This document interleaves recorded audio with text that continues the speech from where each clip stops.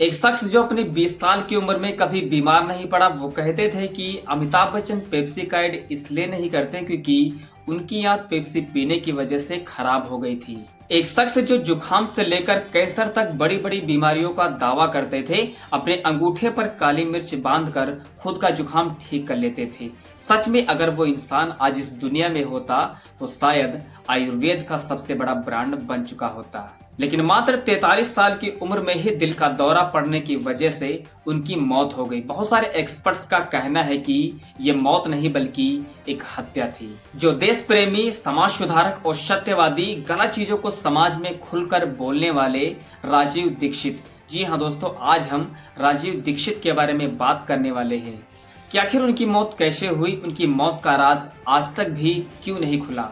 नमस्कार, मैं आपका दोस्त, स्वागत है आप सभी का हमारे YouTube चैनल में। चैनल को सब्सक्राइब नहीं किया तो प्लीज चैनल को सब्सक्राइब एंड वीडियो को एक लाइक जरूर करना। दोस्तों आज स्पेशली हम इस वीडियो में राजीव दीक्षित के बारे में जानने वाले हैं। राजीव दीक्षित का जन्म 30 नवंबर सन 1967 को उत्तर प्रदेश के जिला अलीगढ़ में हुआ था। इनके पिता का नाम राधेश्याम दीक्षित और माता का नाम मिथिलेश कुमारी दीक्षित था।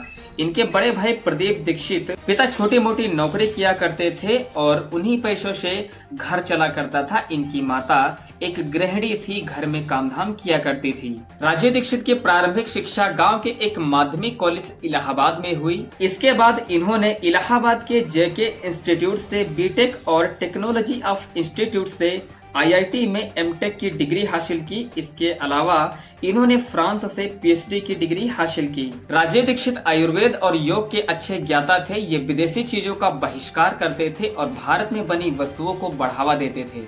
अपने देश के लोगों को एलोपैथिक को छोड़कर आयुर्वेद अपनाने की सलाह देते थे।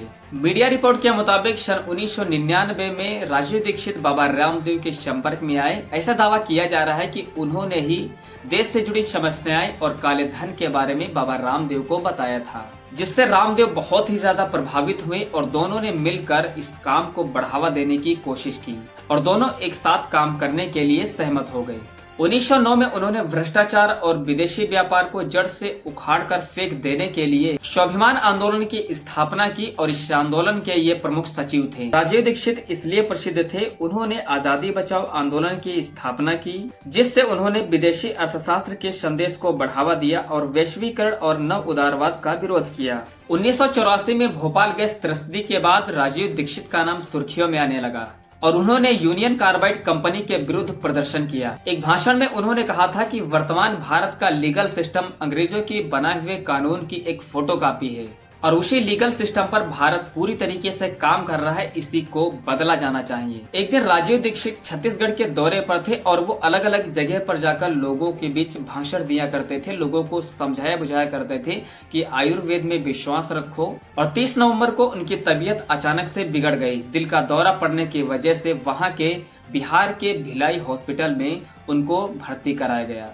लेकिन वहां पर राहत न मिलने के कारण बीएसआर हॉस्पिटल में भर्ती कराया गया और वहां के डॉक्टरों ने इनको मृत्यु घोषित कर दिया। अब बात ये आती है कि राजीव दीक्षित की मौत आखिर दिल का दौरा पड़ने की वजह से हुई या फिर यह हत्या की साजिश थी। बहुत सारे एक्सपर्ट्स का कहना है कि जब राजीव दीक्षित की मौत हुई थी तो इनके शरीर का रंग नीला पड़ गया था। इनके नोच जो साइड्स का जो प्लेस है वहां का स्थान नीला पड़ गया था। जाहिर सी बात है कि राजीव दीक्षित की मौत दिल का दौरा पड़ने की वजह से नहीं, बल्कि ऐसा जब होता है जब इंसान के शरीर में पॉइजन जाता है, जहर जाता है, सांप बाइट करता है या फिर इंसान ने जहर खाया होता है, तब इंसान का रंग नीला पड़ता है।